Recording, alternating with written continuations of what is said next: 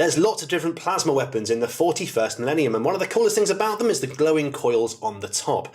In this video we're going to show you how to paint a really cool blue glowing effect onto your plasma guns using this here Space Marine Hellblaster's plasma incinerator.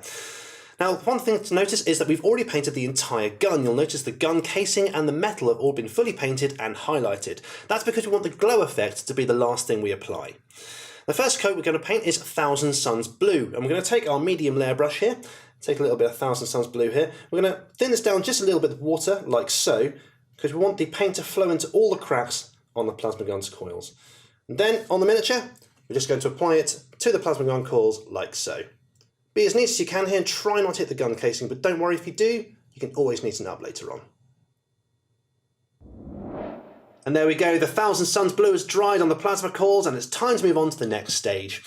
We're going to be applying two dry brushes now to the coils, first of Ahriman Blue and second of Baharoth Blue. And to get a bit of extra control, we're using a small dry brush. So grab yourself your brush, dip it into the pot like so, and as always with dry brushing, we're going to try and get rid of most of the paint onto a piece of tissue paper like this. Just brush it off until there's almost no paint left on the brush. There we go, it's about right. And then onto the miniature, I'm just going to apply it onto the plasma coils like so. We're actually painting in line with the gun here, so going across the ridges of the coils like so. And don't worry if you hit some of the casing, we actually kind of want to hit some of the casing around the coils like so to give that really cool glow effect. Next up, we're moving on to a second dry brush of Baharoth Blue. Again, we're going against the grain of the plasma coils here, and again, concentrate in the centre of the plasma gun, again, to try and get that plasma surge effect. With the two dry brushes applied, it's time to move on to the next stage. And we're actually going to be applying a glaze to our plasma coils. Now, a glaze is a super thin down paint designed to bring highlights together, and in this case, we're actually going to use a contrast paint, Thalasar Blue, and we're going to thin it down quite a lot with contrast medium. So grab yourself your medium shade brush. I'm just going to take a little bit of the contrast medium out of the pot like so, onto the palette, maybe about 3 brushfuls like this, and then just a dot of the Thalasar Blue. We want just a little bit of the pigment in there. You know what? I'm going to wash the brush off. I'm going to take a little bit more contrast medium out of the pot like so. There we go, about right. And then onto our miniature, we're just going to apply it evenly all over the plasma coils.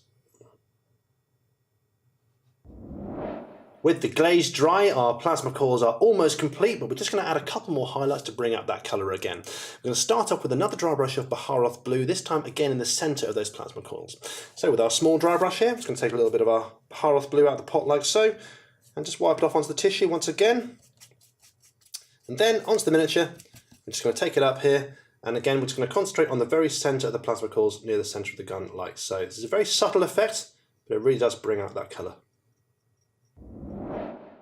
And with the Baharoth Blue dry brush applied onto our plasma coils, it's time to move on to the last stage, and that's to apply an edge highlight of white scar onto the very tips of the coils.